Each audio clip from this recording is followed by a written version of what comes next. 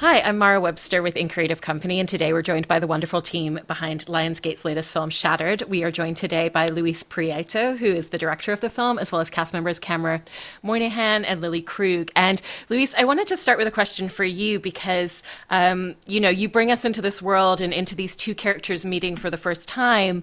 And even before narratively we start to necessarily know what's off kilter, why things are off kilter, you start kind of bringing us off edge a little bit with a lot of choices that you make, even seeing the two of the characters on screen and things are seemingly going well between them.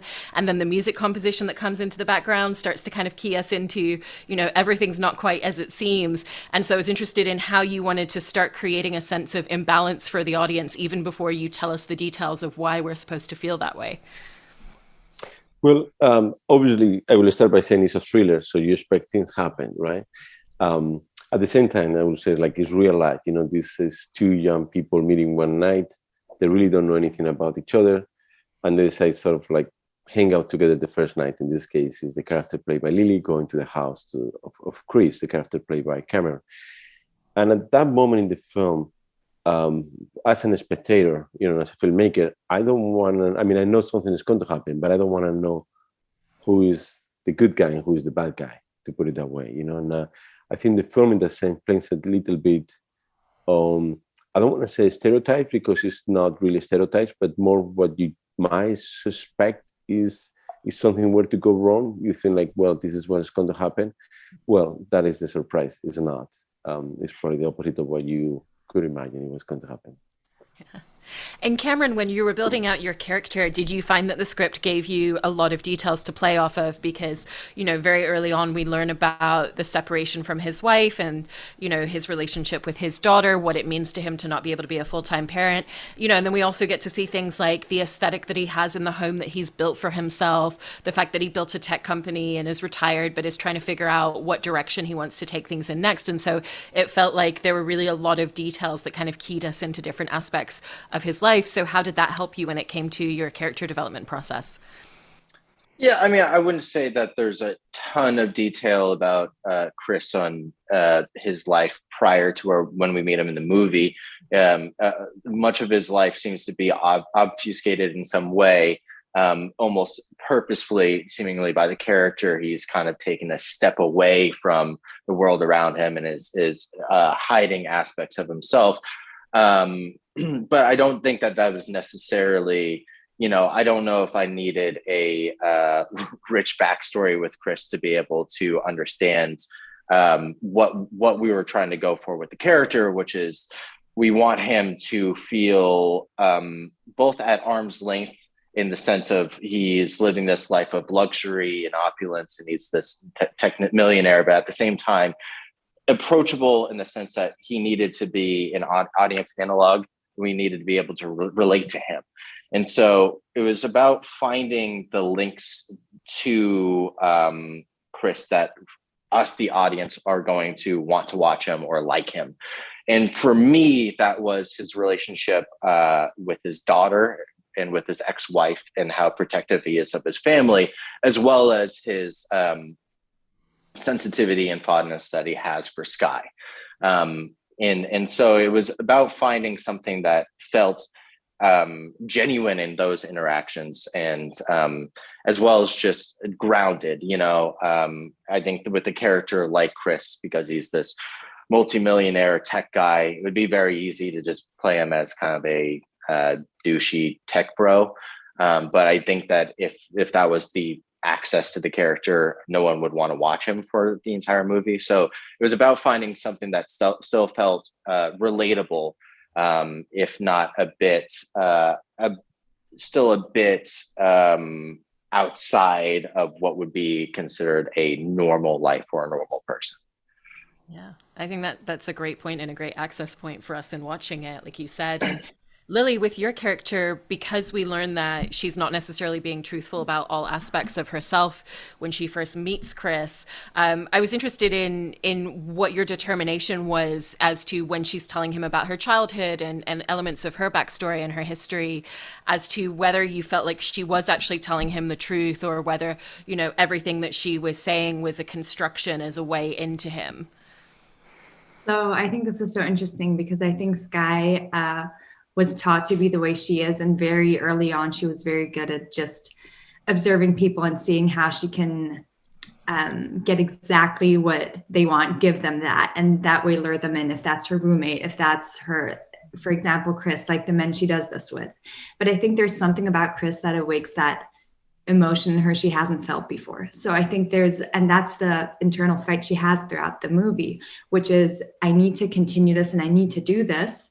And I don't know what else to do because I've never experienced anything like I have with Chris. But at the same time, she lets glimpse of her real self show. And I mean, we see that at the end of the movie where she just admits to him what her real name is. And I think that's the biggest thing for her because she's never done that before.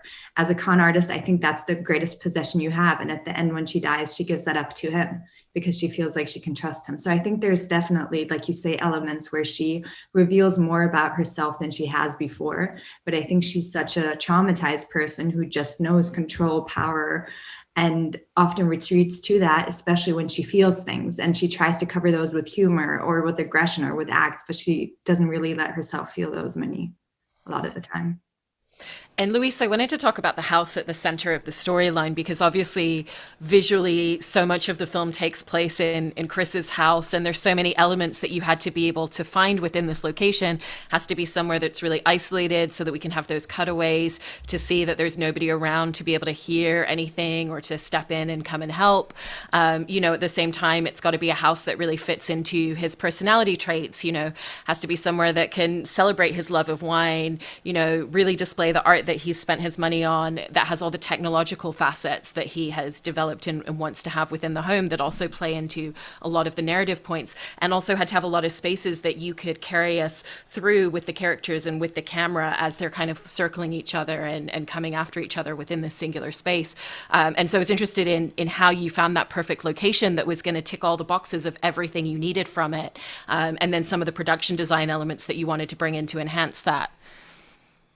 Well, it was a challenge, I have to say, because even though there are quite a few houses in Montana, quite a lot very beautiful, it was hard to find one that it worked for the film, that it wasn't too big, and at the same time, one that it wasn't too small. So we were lucky to find the perfect size house with great views, great geography for the house itself. So when we saw it, we fell in love with it. We thought, okay, this is the house. It's an important character in the film. So it was very crucial that the house itself worked for the story. And everything is shot on location. So with the exception of the air vent where the little girl, Chris' daughter, escapes at the end of the film, everything else is actually in that house. What we did do, it was remove all the furniture that there was in the house, bring our own furniture, and also build a wall where you have the big computer screen. That's something that we had to bring for the story. But yeah, it was kind of challenging to find the perfect house with the perfect views, and we did. So it was great. Yeah, no, it's a really fantastic location. And like you said, it's a character in the film. And then Cameron and Lilly, when your two characters meet for the first time, I think off the back of what you were saying, Lilly, your character is feeling certain emotions that even she hadn't anticipated. And for Chris, it's not the traditional kind of tech bro coming in with the upper hand. This is someone who is emotionally vulnerable. He hasn't dated for a long time. He's still trying to figure out how to move on from his past relationship with his wife. And so they're both coming at this connection from an interesting point. And so what was that intimacy and connection that the two of you felt was important to create between these two characters, and that kind of underlying kinship no matter what happens later in the film? I thought what was so interesting was that we find out that Sky has been observing Chris. So she knows what he's like. She knows what he does. And she knows that he's an introvert. And I think she really plays into that and takes advantage of that because that's what she does. But I think there are a lot of moments, for example, with the wine, where we have these subtle looks and where you feel like, is this real? Is this played? Like, you don't even know what's going on within Sky. And I think a lot of the times you don't know what's going on in her head, but she has a clear plan. And then sometimes she even noticed that she skews off of her own plan, and you feel like she's losing control of what she really wanted. And I think a lot of the times the things she established with Chris at the beginning, even though it was short, it was so intense that makes her fall off of her plan sometimes when she doesn't anticipate to. Yeah, I mean, I think that there is a genuine connection and spark between Sky and Chris. At the same time, I think that Sky is taking advantage of certain aspects of Chris. He has this desire for control. He has that in his house, in his home, in his life that he's governed for himself. And to a certain extent, I think that Sky sells herself with a little bit of this.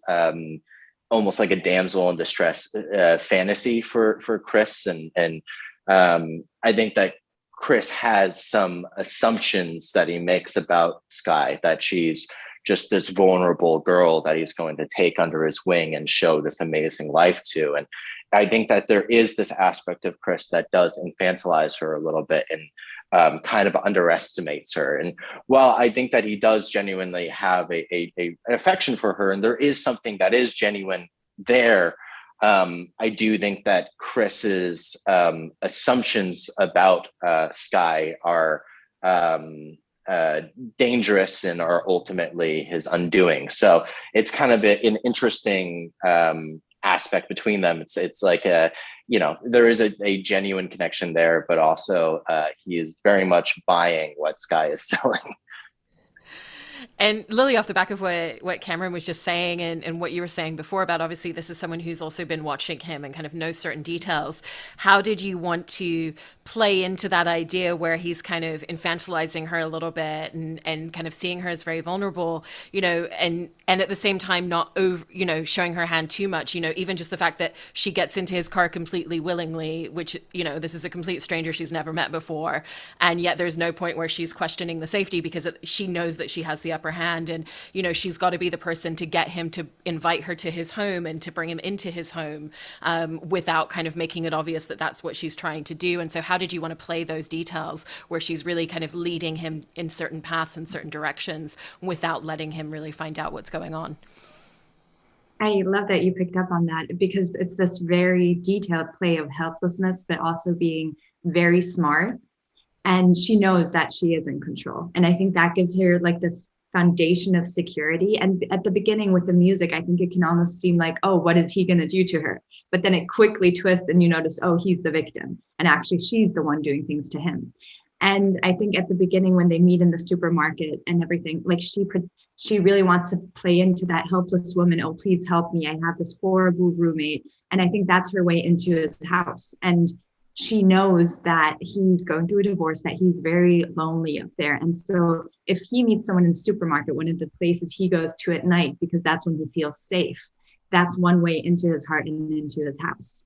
And I think that's the interesting thing about Sky as well. She's so smart and then uses the emotions she learned and how to use them. And I think she really works on portraying emotions and connecting to people and getting into houses and lives through the emotions she learned, because those don't come really natural to her.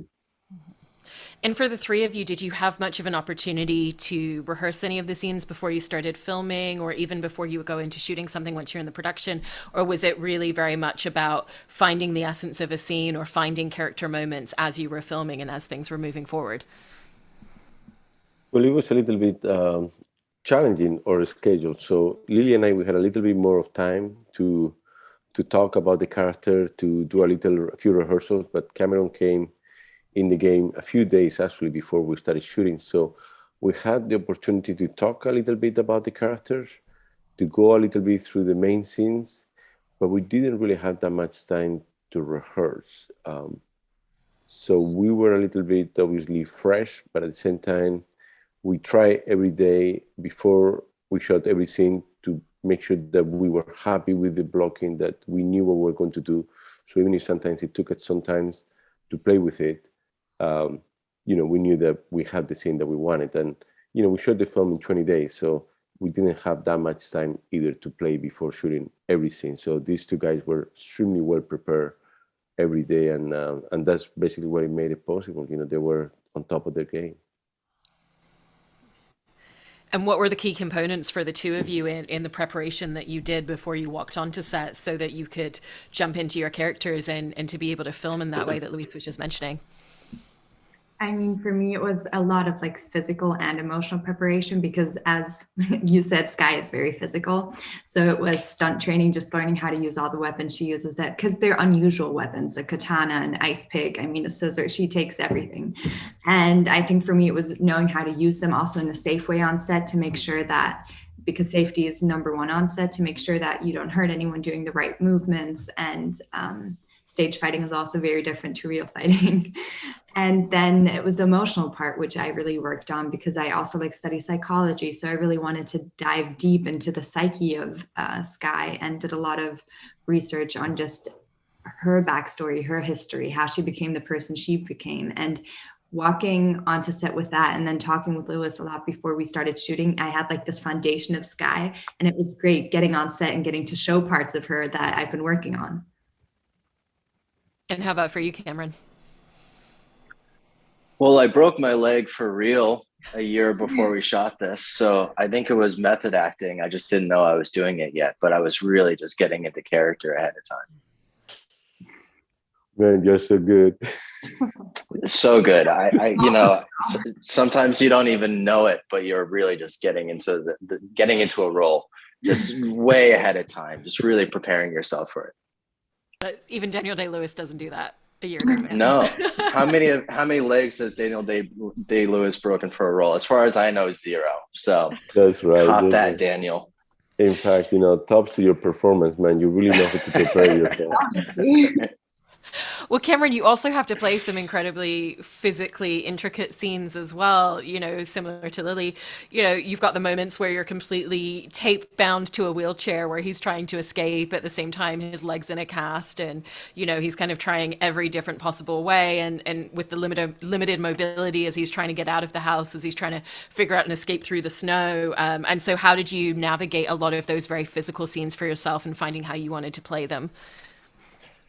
What's funny is that scene where Chris escapes from the ties, the tape, when he's taped to the wheelchair. He is supposed to escape in that scene, but it ended up being that I was struggling so much. I was taped for real, but I started breaking through the tape.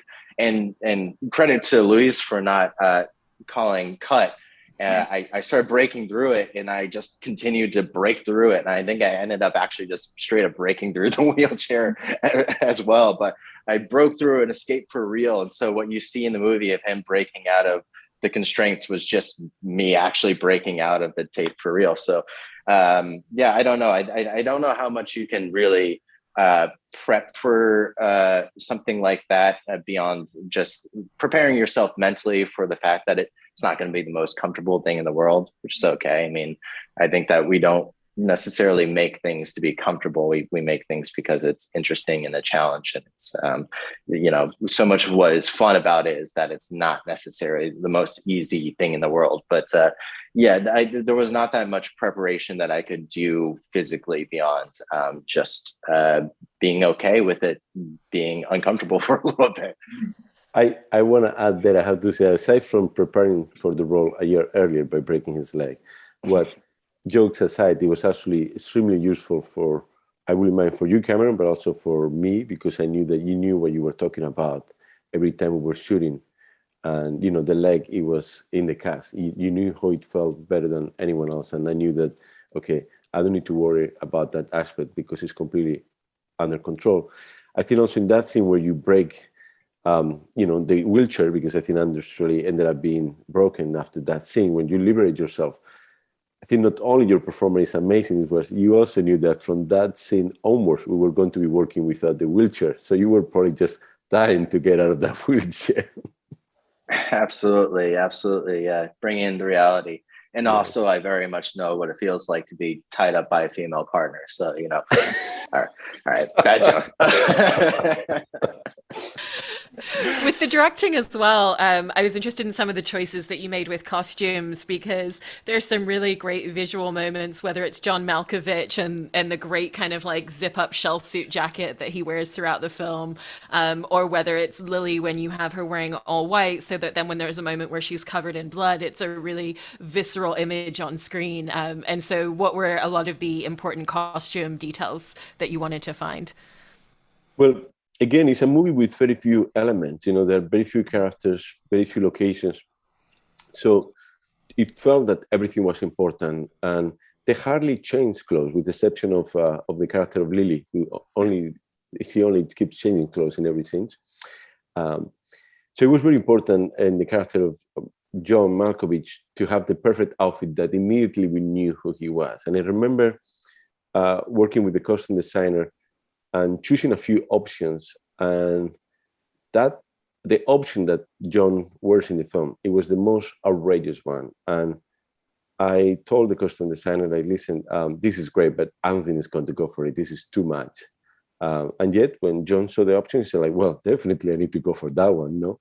So it was great, the fact that John was also in the same spirit, if you want, of what the costume designer and myself have prepared for the moment. And with the character of Lilly, especially because he keeps changing back and forth. Unfortunately, the character of Cameron, once he breaks his leg, there is very little going on in his life, and his costume just keeps getting more damaged and destroyed. But with Lilly, we wanted to do the same. We wanted to build the character. So every choice, it was actually very well thought. We wanted to have visually something spectacular all the time. And yeah, for the scene of the bloody scene, as you were mentioning, we decided to put it in white because we thought, like, wow, this is going to be really cool. It will be very complicated and messy, and we will have so few changes at the end of the day, but it will look great. And I have to say, I mean, I was also thinking of some movies when I did that. Clockwork Orange, it was a good reference. It was a great reference for the movie, and the color white and the blood, it was something that I knew I wanted to put it together. So anyway, Lilly has this amazing, figure that you can put anything and it will look amazing. So we just put the high heels, the white pants, shirt, and it was like, wow, she looks like a really cool killer. So that was perfect, for that scene. And one of the scenes I wanted to talk to the three of you about filming as well is the moment where, Chris is kind of cottoned onto a lot of what's going on, and he's confronting Sky, because you really kind of lean into the comedic element. She's just come back with fried chicken, and when she's confronted, she's just completely deadpan, and it's just all about the chicken in that moment. And I was interested in how you found that way to like play the very dry comedy that really works within the dramatic element as well. I mean, I love this scene because you can just see how normal and natural this is for Sky, and it's like completely logical. She's like, of course I killed her. I mean, she knew what I was doing, and that was getting in the way. And that's part of the funny thing about Sky, because she's so honest about it. I mean, at that point, she's like, oh, okay, he's going to know. So this is what happened. And she casually tells him how she just killed her roommate, who she also had an affair with. But that's okay, because she could watch him from there.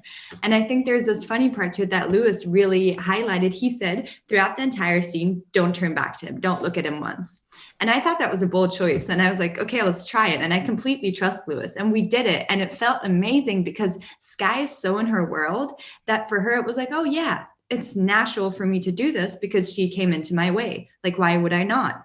And then her just explaining all of this to Chris is actually pretty funny, because she only looks at it like, she's like, oh, do you want some chicken? And that's what I think I also love about Sky, because she's almost childish like it. She does not notice and has no empathy. It doesn't notice how this could actually really shock Chris. And Lewis made that brilliant choice of me just not looking at him. And I think that worked really well.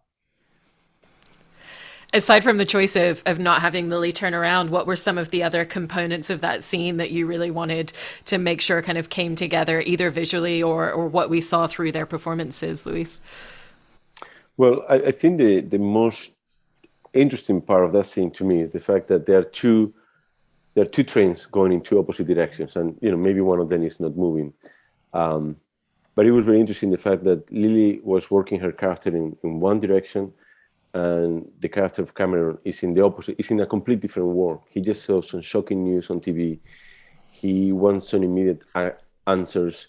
His mind is going 1,000 miles per hour, and he's finding someone that is just completely non-responsive. So I have to say my full credit is to both Lilly and Cameron, the way how they performed the scenes, because they were just infuse a life and energy to the set that, just like, all right, amazing guys. So. But credit to you and Juan May, our DP, as well, for how you shot that scene, because by shooting it with that wide lens and allowing the frame to be kind of filled by her face, but then with Chris in the background moving across. I thought that was like a really interesting choice. And when they explained that to me when we were shooting, I was like, oh, wow, that's a really interesting way to do that. And that makes a lot of sense. And so it was kind of fun to be working the space across the back of her, kind of knowing what that shot was supposed to be. And I think that turned out really well in the final product. And I think it looks so great because she's also wearing this yellow dress, looks so innocent. And then you find out, oh, she's in complete control. And he tries to escape and she's like, oh, I have your phone. And basically now you're locked up. So I think there was an irony in like what she looked like and then how she acted. And that really flipped from that point on. And Cameron, for you as well, that's the first moment that he really he's been suspicious of a lot of details, but he hasn't quite been able to put his finger on it. And that's the moment where everything kind of culminates and comes together. And you know, there's even the interesting beat where he starts looking through her purse and she's like, no, I would as well. You know, I would look for those details. And she's almost encouraging him to, and probably has even planted the information that he's finding on her along the way. And so for you, what were the beats that you wanted to create of when he starts to feel just gut instinct, like not everything's quite as it seems, to kind of knowing certain details to the point where he really puts it all together?